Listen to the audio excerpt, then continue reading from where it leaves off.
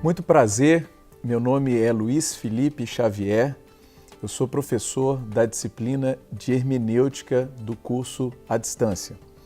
Eu gostaria de começar fazendo uma breve apresentação para vocês. Eu sou graduado em Teologia pela FATBH, onde posteriormente fiz 2 especializações, uma especialização em estudo da Bíblia e outra especialização em Teologia Sistemática. Querendo dar um pouco continuidade nos estudos, então eu ingressei no mestrado em Teologia Dogmática, na FAGE, e eu concluí esse mestrado defendendo uma dissertação sobre a busca do Jesus histórico. Eu analisei a obra do Albert Schweitzer, como é que essa obra ela foi responsável pelo fim da chamada primeira busca do Jesus histórico. E ampliando um pouquinho mais, eu quis fazer um segundo mestrado e aí eu fiz em Filosofia da Religião, também na FAGE. Esse mestrado em Filosofia da Religião, o tema foi hermenêutica, muito parecido com o que nós vamos estudar aqui durante esse semestre. Bom, eu estudei a hermenêutica filosófica do Paul Ricoeur e a influência dessa hermenêutica sobre a sua hermenêutica bíblica. Essa foi a temática que eu discuti, então, nesse segundo mestrado em filosofia. Bom, como nós estamos num curso de teologia, eu queria começar com algumas definições que eu estou chamando aqui de definições preliminares. A primeira é da própria palavra teologia, que quando eu falo teologia, o que eu estou entendendo? Eu estou pensando num estudo, uma reflexão sobre Deus e sobre a sua relação com a criação a partir da revelação. Bom, sendo Deus eterno, infinito, santo, e sendo nós, seres humanos históricos, finitos, pecadores, seria impossível que nós conhecêssemos esse Deus se ele não se revelasse. Então ele fez isso. E à medida que ele se revelava na nossa história, ele foi inspirando pessoas, essas pessoas foram registrando o conteúdo dessa revelação e nós temos então tudo isso na Bíblia Sagrada, que é o objeto especialmente da nossa análise nessa disciplina de hermenêutica, hermenêutica do texto bíblico, é isso que a gente vai fazer.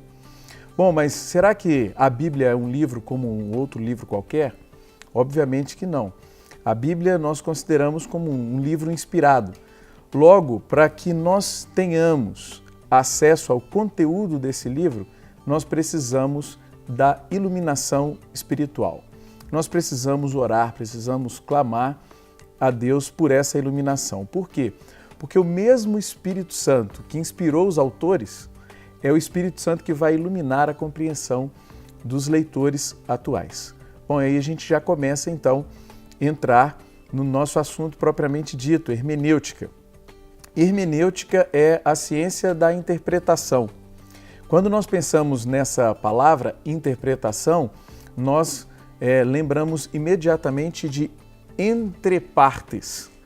Quem é o intérprete? O intérprete é aquele que se coloca entre partes, entre 2 partes. Por quê? Porque se considerarmos apenas, por exemplo, o final do Novo Testamento, o Novo Testamento foi escrito durante todo o primeiro século da era cristã. Nós já estamos no século XXI. Temos um hiato histórico de 2 milênios. Se a gente pensar nas nossas mudanças, muitas mudanças aconteceram só nas últimas décadas. Imagina com esse espaço todo de tempo.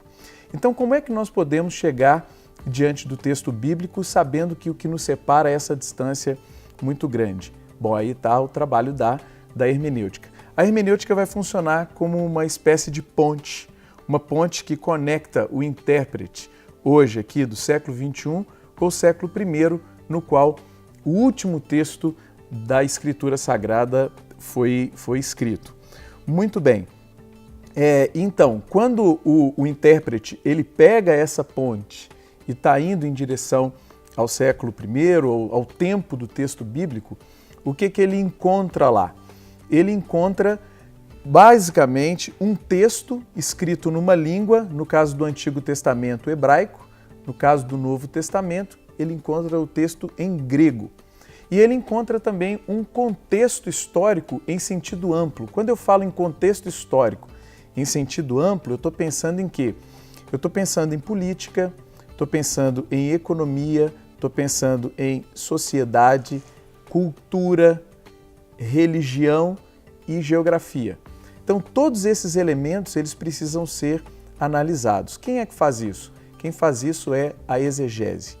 A exegese é a ciência que cuida especificamente dessa análise do texto no seu original e desse contexto histórico em sentido amplo.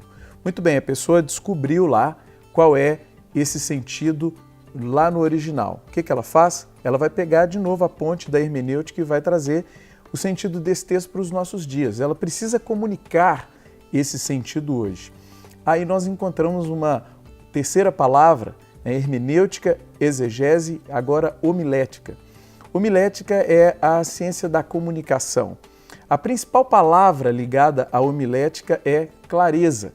Aquele que comunica precisa comunicar com clareza, mas para ter clareza ele precisa ter entendido muito bem qual é o sentido do texto para os seus primeiros leitores. Pega a ponte hermenêutica e aplica o texto nos nossos dias.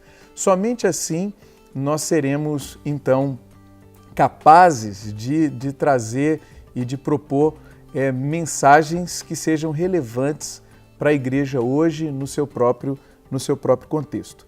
Nessa unidade, nós veremos também algumas coisas relacionadas à própria formação da Bíblia, o Antigo Testamento, suas divisões, o Novo Testamento, suas divisões, e nós veremos também um pouquinho do cânon. Por exemplo, quero citar um exemplo do cânon do Novo Testamento. O que é cânon? Cânon, a palavra significa vara de medir. Vara de medir. No cânon do Antigo Testamento nós temos 39 livros. No cânon do Novo Testamento nós temos 27 livros. Bom, esses livros são aqueles nos quais nós nos baseamos. Baseamos a nossa fé, baseamos a nossa prática. Voltando ao nosso exemplo do Novo Testamento, quando é que esse cânon ele foi fechado? Ele foi fechado no século IV. Começa uma discussão lá no século II sobre quais seriam os livros importantes para a igreja. E aí muito se fala sobre uma lista de livros. O primeiro que vai propor essa lista é um herege, curiosamente, chamado Marcião. Ele vai propor a primeira lista e a partir da lista dele muitos outros teólogos vão escrever quais são as listas que eles consideravam do texto do Novo Testamento.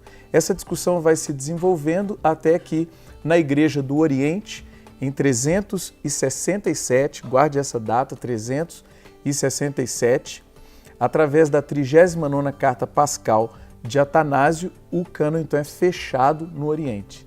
30 anos depois, 397, através do Concílio de Cartago, esse cânon é fechado na Igreja do Ocidente. E aí então nós temos essa lista completa dos livros que compõem o Novo Testamento. E eu repito, é a partir desses livros que nós refletimos sobre a nossa crença e nós então lançamos mão desses livros para saber como é que nós devemos agir como igreja no mundo. Bom, nessa primeira videoaula é isso que eu tinha a dizer a vocês. Nós nos vemos na próxima unidade e eu queria te desejar muita coragem. Um abraço para você.